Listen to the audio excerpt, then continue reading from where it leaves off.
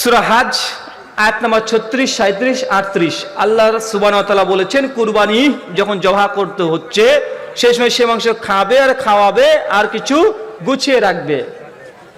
আল্লাহর নবীর যেটা সুন্নাহ ছিল, কোরবানির মাংসের সাধারণত আপনি যতটা ইচ্ছা ভাগ করতে পারেন, 3টেই করতে হবে, এটা বাধ্যতামূলক নয় যে 10টা ভাগের প্রয়োজন হয় 10টাই করতে পারবেন।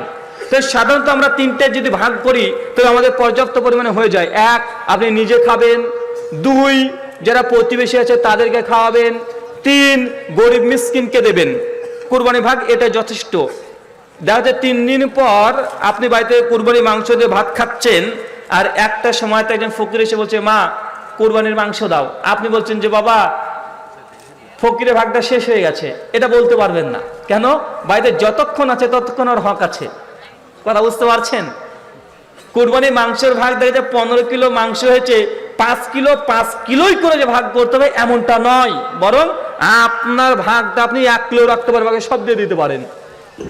যতক্ষণ বাড়িতে মাংস থাকবে ততক্ষণ আপনি খাবেন, প্রতিবেশীকে খাওয়াবেন, গরিব মিসকিনকে দিতে থাকবেন। রান্না করা মাংস থাকলে ওটারও হক মিসকিনের আছে। কথা বুঝতে পারছেন?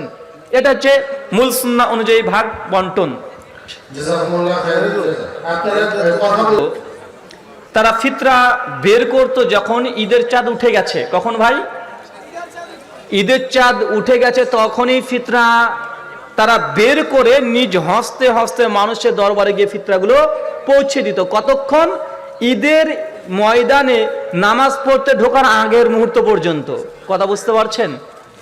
ফিতরা আদায় করা যায় 3 দিন আগে থেকে, এরকম বর্ণনা বিভিন্ন ওলামা মাশায়েখ তারা দিয়েছে। সর্বোত্তম হচ্ছে এটা ফিতরা আদায় করা। কুরবানির মানে আপনি ঈদ দেখে নিলেন, আপনি ঈদের চাঁদ দেখে নিয়েছেন, তখন আপনি ফিতরা বের করে একদম নামাজ পড়তে ঢোকার আগে, ঈদের নামাজ পড়তে ঢোকার আগেই আপনাকে ফিতরা আদায় করে নিতে হবে, মানুষকে পৌঁছে দিতে হবে। কিন্তু আপনি যদি লেট করে ফেলেন, অনেক ইমাম মালিক যেমন বলেছেন, তাহলে এটার ফিতরা হলো না, এটা সাধারণ দান হয়ে গেল। আর যদি বাইতুল ফান্ড বা বাইতুল মালে যদি জমা করেন, খলিফার নেতৃত্বে যদি জমা করা হয়, তাহলে 3 দিন আগে থেকে আপনারা ফিতরা কালেকশন করে এটা আপনাদের ঈদের ঢোকার আগেই বন্টন করে দেবেন। যদি তারপরেও থেকে যায়, ওলেমারা কে বলেছে জায়েজ, কে বলেছে না জায়েজ। তো জায়েজ না জায়েজের মধ্যে যে লাভ নেই, বরং সর্বোত্তম এটাই সুন্নাহ ঈদের ময়দানে ঢোকার আগে কমপ্লিট করে দেন। কথা বুঝতে পারছেন? নিরাপদ এটা। আশা করি বিষয়টি স্পষ্ট হয়েছে।